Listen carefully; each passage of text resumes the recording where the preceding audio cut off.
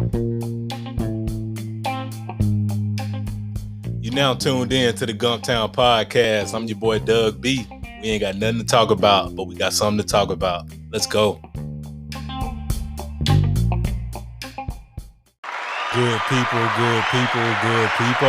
Welcome back to the Gumptown Podcast, episode 105. I'm your boy Doug B. If you tuned in to this podcast, thank you for your time and your attention. I really appreciate you giving this podcast a shot. Today's guest is the founder, owner, and host of the T-ENT Sports Podcast. I'm looking forward to this conversation. I'm sure we'll all be inspired by his story. Let's chop it up with Terrance Bennett.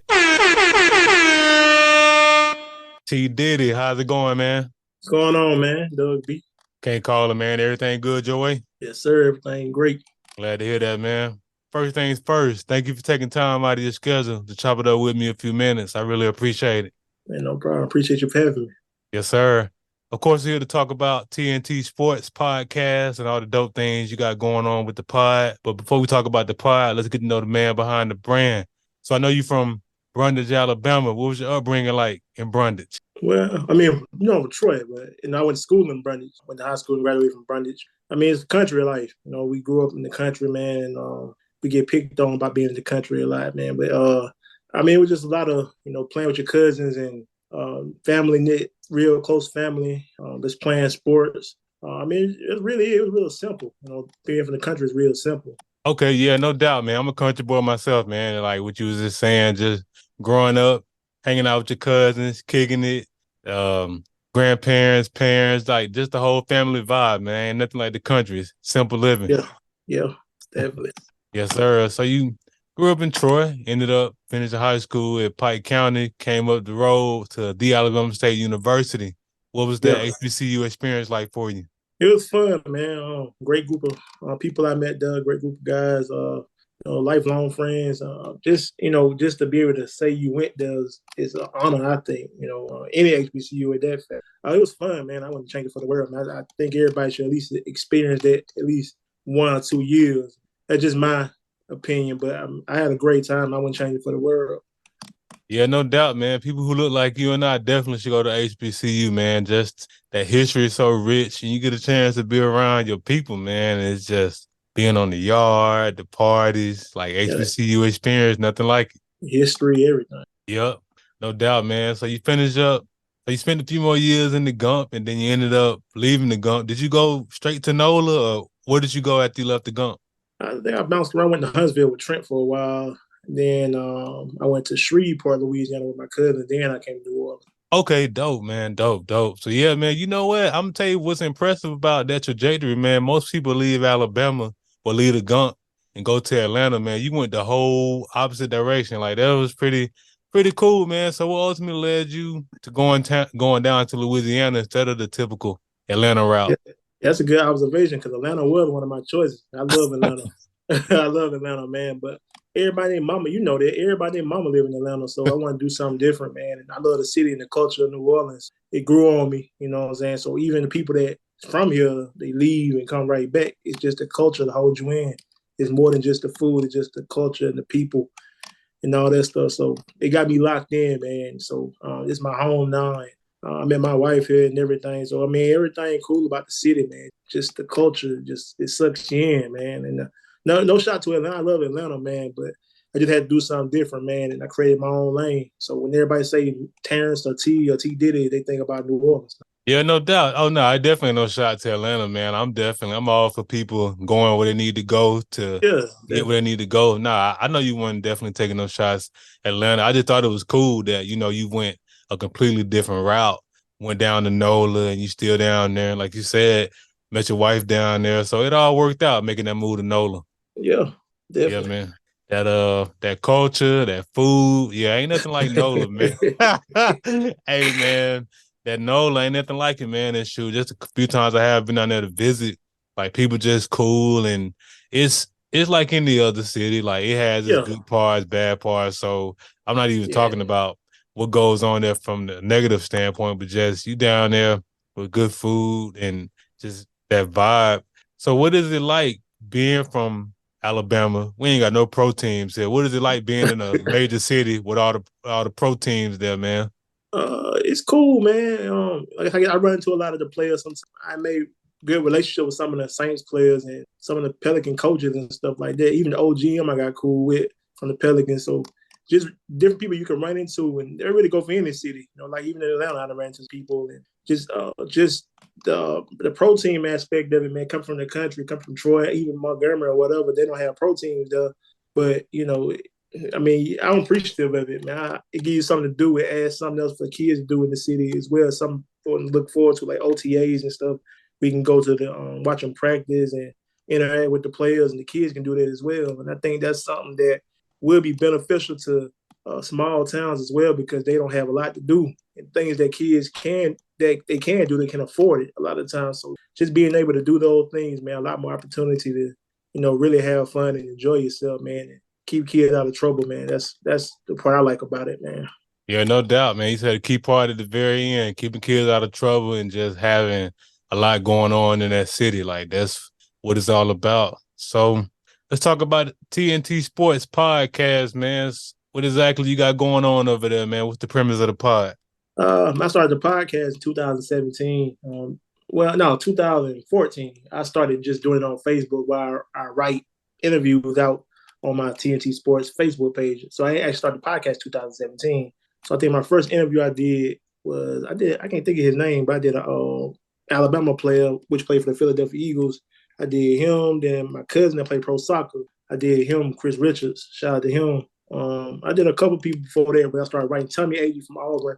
I did them and wrote it down on Facebook and just posted it with the pictures and everything like that. Then I've been talked to a lot of people saying I need to do like radio or podcast. So I started in 2017. And ever since then, it's been history, really, man. It's just been something that's been fun and just keep me going, really. Just put out my thoughts into record and I can go back and listen to it. It's just something that's always recorded. So the way I look at it, when I do have kids one day, they always got something to listen to me on, or my niece and nephew, or just anybody, man, really. So it's fun to do. And like I said, I can interact with a lot more people because you can say, hey, I got this going on, I got this. So leave my link, check it out, like, subscribe, all that good stuff. So it's a lot of fun and a lot of benefits behind it. No doubt, man. That's dope. So it started in 2017 and been partying ever since. So and I've seen some of the people you've interviewed, man. You've been interviewing some big names. So just want to give you flowers at the gate, man. That's good stuff, what you've been doing over there for real. I appreciate it. Yes, sir. So whenever I have entrepreneurs, creators like yourself on the platform, I like to talk about three things: the aha moment, action, and audacity. Take us back to your aha moment when you first had the idea. Like, what sparked the idea to even start writing on Facebook about sports? I think for me, I just like to talk about it, and I like to just interact with people and ask a lot of questions. Just ask a lot of questions. So I like let me ask somebody. Nick Perry. Nick Perry is my first interview.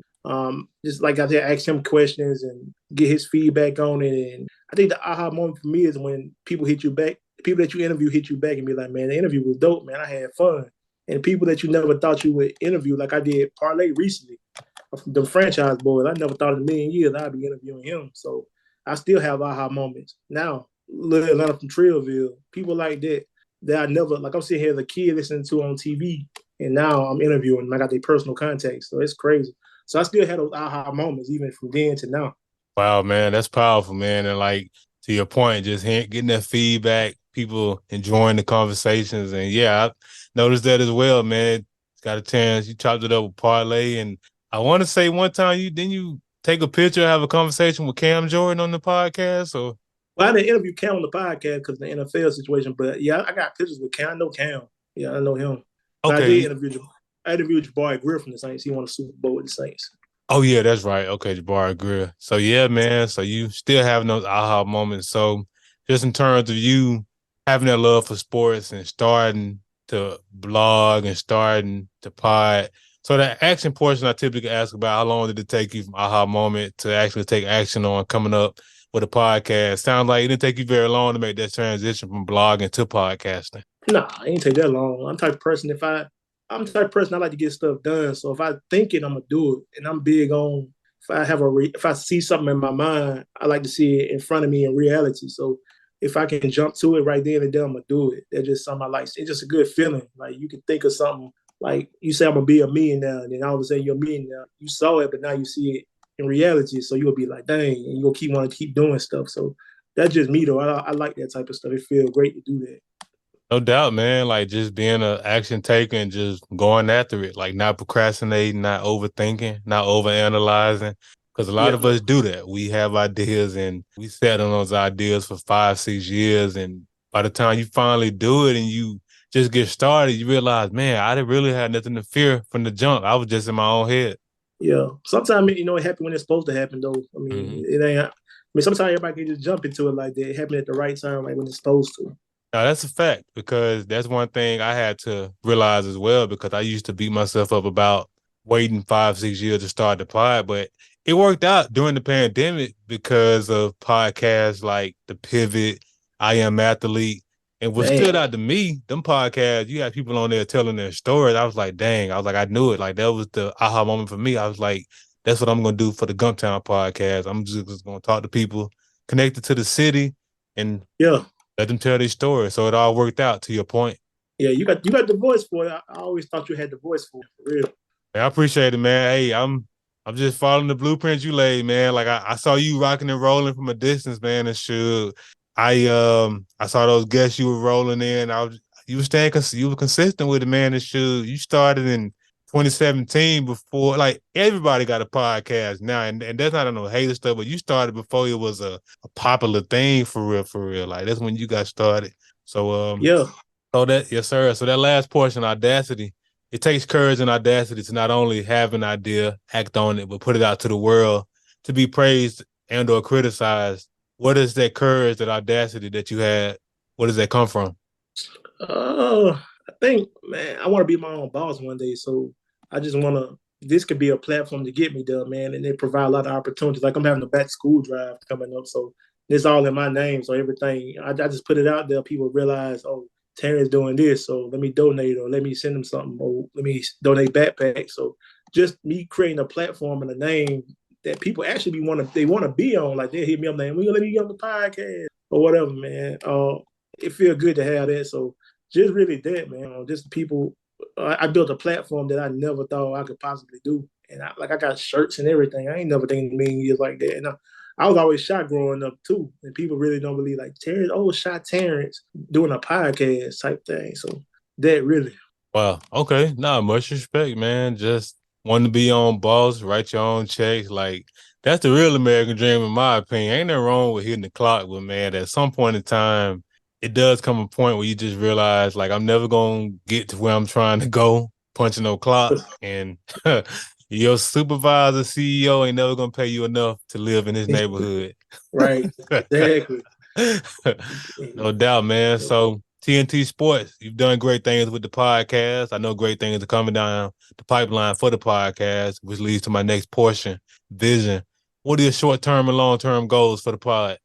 uh, Grow, continuously grow, man. I'm with this group in Dallas right now, BS3 Sports, BS3 Network. Shout out to them. So I do stuff with them in Dallas. So hopefully, man, we trying to grow. They got a Roku channel and everything. So I'm doing that right now, man. Just create more dope content. Like I got the man cave set up. I got to step like a little studio. My wife got me some studio lights and all that good stuff, man. Mics and everything. So really, just putting out more content and getting these views and subscribers on YouTube and steady just trying to grow. That's really it, man. Just trying to keep building this platform that can be something beneficial and create generational wealth, man. No doubt about it, man. And I have no doubt you'll make them goals come to fruition. Yep. Yes, sir. As we wrap up the podcast, I want to ask $1 million question. I started this podcast to highlight the greatness connected to the Gump, whether you were born here or lived here for a significant period of time, be it college, military, or work. You come into the Gump to attend the Alabama State University. I want to ask you, Diddy, what do you appreciate the most about your time in the Gump? And I think that was my first time really being my own man, not being around my parents. So I just had my brother, and you know what I'm saying. It was just this. So I got to be on my own in the Gump. That's why I started to become a man. I feel like so I appreciate that part, man. Like I said, I met a lot of good people at Alabama State. You know who you are. Just the relationships I built, man, and me becoming a man. Because a lot of people can't say that they can't leave home, and they so tight with their family they don't want to leave home and they scared of fear or whatever. So I beat the fear and just came and did my thing. So even that transpired to New Orleans. So just me being able to be a man now, that played a part in that being in Montgomery for Alabama State. Yes, sir. Much respect. So how can the people connect with you, Diddy? What are your social media handles? My Instagram, the real Terrance Bennett. On my sports Instagram, podcast Instagram is T_ENT Sports. Facebook, Terrance Darian Bennett. I really don't use my Twitter like that, but hey, it's T_ENT Sports, and TikTok, the real Terrance Bennett. I don't be doing no dance or nothing like that, but I be on there. Yes, sir.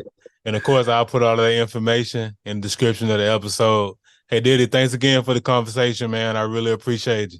Ain't no problem. Appreciate you, man. Yes, sir.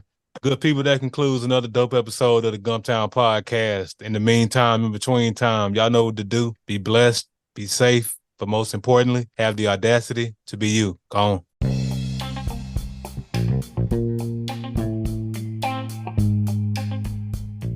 Thanks again for tuning in. I appreciate your time and your attention. Until next time.